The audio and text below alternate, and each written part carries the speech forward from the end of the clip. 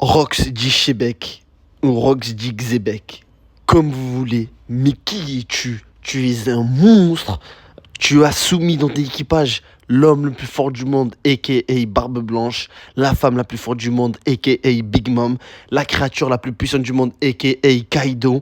Tu les as tous mis à tes pieds. Roger a dû faire une alliance avec Garp pour pouvoir te vaincre. Mais qui es-tu? Yo les gars, c'est le révolutionnaire, j'espère que vous allez bien.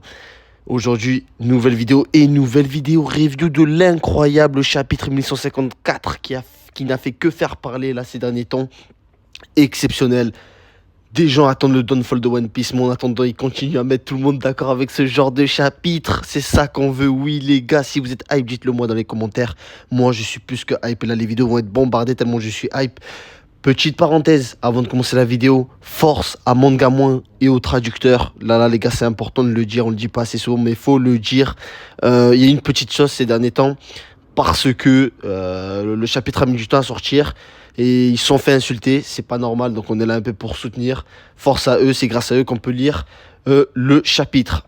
Avant de commencer, comme d'habitude, le like, l'abonnement, ça fait toujours plaisir. Chaîne 100% One Piece, donc n'hésitez pas à monter dans le train. Et nous, on commence directement le chapitre 1154, la review. On va directement commencer avec il y a 63 ans. On va être dans la timeline où Big Mom a tout simplement éteint un village d'Elbaf où elle les a tous massacrés. Elle a même tué l'ami des Yorl, à savoir Jarl, je crois.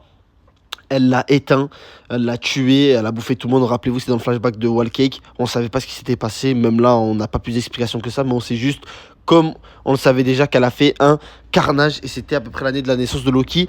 Et on va enfin savoir, on va savoir en gros qu'à Elbaf, il y avait eu une épidémie et un temps vraiment glacial sur Elbaf qui a vraiment tout congelé. Les habitants étaient en train de souffrir comme jamais. Ils avaient froid. Et là, on a une petite scène où Astrid, que je déteste, hein, comme vous le savez, va tout simplement continuer à rejeter son fils Loki. Loki qui cherche juste de l'amour envers sa mère, en fait, tout simplement. Et elle va continuer à le jeter. Vraiment, c'est une merde. Et à côté de ça, on va tout simplement reprendre avec les gens d'Elbaf qui vont tout simplement s'entretuer, village contre village. Il y a la famine, ils n'arrivent pas à manger, c'est la merde. Donc du coup, les gens s'entretuent. Et du coup, ils vont mettre tout ça sur la soi-disant malédiction annoncée par Astrid avant la naissance de Loki. Et c'est comme ça que les gens en fait vont commencer à tuer la réputation de Loki alors que ce n'est encore qu'un bébé.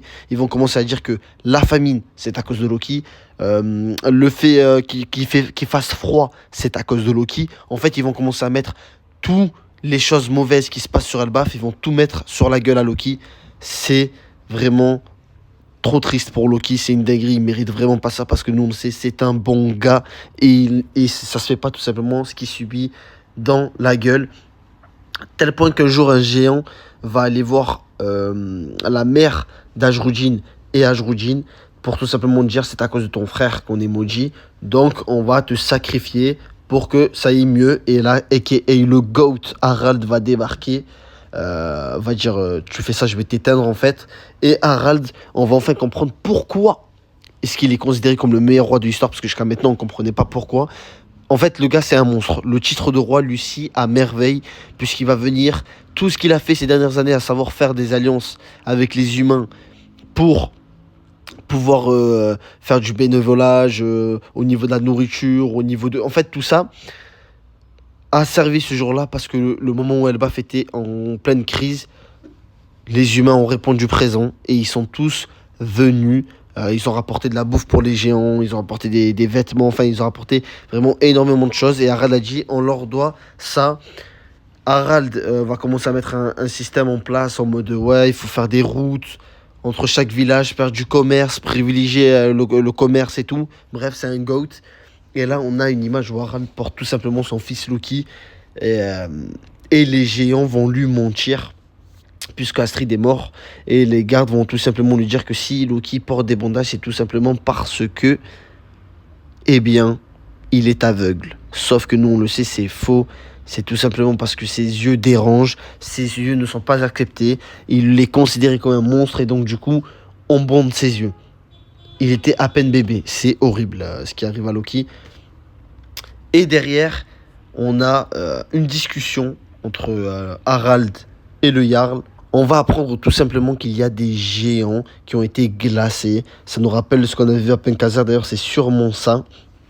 Et ils étaient connus sous le nom de la Galela, comme la Galela Company à Water 7.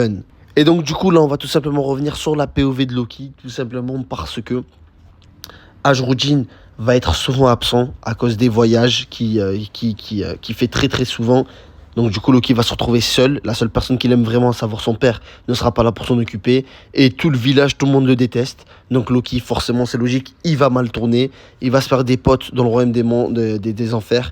Et il va tout simplement faire un carnage parce qu'il va lâcher tous les animaux sur le royaume des enfers. Enfin sur Elbaf. Ajrudin va dire ouais non stop, ça se fait pas ce que tu fais, notre père c'est pas ça qu'il a demandé. Loki va le massacrer. Derrière on a Gerd qui va venir réconforter Loki, enfin Ajrudin. Et là on comprend en fait que Loki, tout ce qu'il recherche, bah, c'est de l'amour. Parce qu'en fait, quand il regarde Ajrudin à regarder, il est pas bien parce qu'en fait il veut ça aussi. Mais personne lui donne. Ajrudin se fait taper par Loki et t'as tous ses potes qui viennent dire oh Ajrudin est-ce que ça va? Ajrudin frappe des gens, t'as les enfants qui sont protégés par leurs parents. Et Loki lui n'a pas ça. Loki il est rejeté par tout le monde. La seule personne qu'il aime n'est pas là, elle est jamais là, c'est Ajrudin. Oda nous fait bien comprendre dans le chapitre que Ajrudin n'est jamais là. Qu'est-ce que je raconte Ajrudin? Harald plutôt. Oda nous fait bien comprendre que Harald n'est jamais là. Donc du coup la seule personne qui est réellement là pour lui, il n'y a personne, puisque sa mère l'a abandonné. Donc du coup, Loki est tout seul. Et là, on voit une scène, elle est trop triste. Il jette, un peu comme Kaido, il essaie de se suicider. Et il dit, c'est dur, je suis incapable de mourir. Et il est en larmes. Et quand il est tout seul, il enlève son bandeau. C'est une dinguerie. C'est tellement triste ce qui lui arrive à Loki. Et ce personnage, je l'aime vraiment, vraiment beaucoup. Et là, la dernière, El Famoso, double planche, je vous l'avais dit, théorie confirmée. Je l'avais dit dans cette vidéo que je mets juste ici, qu'on aura le face reveal de Rox, dit Xebec, lors du flashback de Loki. Je vous l'avais dit qu'on aura sûrement le face reveal lors du flashback de Loki, et c'est une théorie confirmée. Puisque Rox dit Xebec va être validé avec un flow international. Il fait vraiment pirate, il fait vraiment mangeur de poulpe exceptionnel. Ses commandants, ses barbes blanches et Shiki. Il a un flow de ouf. Et là, il dit tout simplement à Loki, répond à mes deux questions. Est-ce qu'on est sur Elbaf? Et est-ce que Harald est là? Et la fin du chapitre, exceptionnel. Il y aura une vidéo sur Xebec qui va sortir, les gars, dans pas longtemps. Donc, activez la cloche de notification. Parce que vraiment, il y a énormément de choses à dire sur Xebec, le GOAT. Bref, c'est la fin de la review. Si ça vous a plu, n'hésitez pas à liker, à vous abonner et à me le dire en commentaire. Et moi, je vous dis ciao.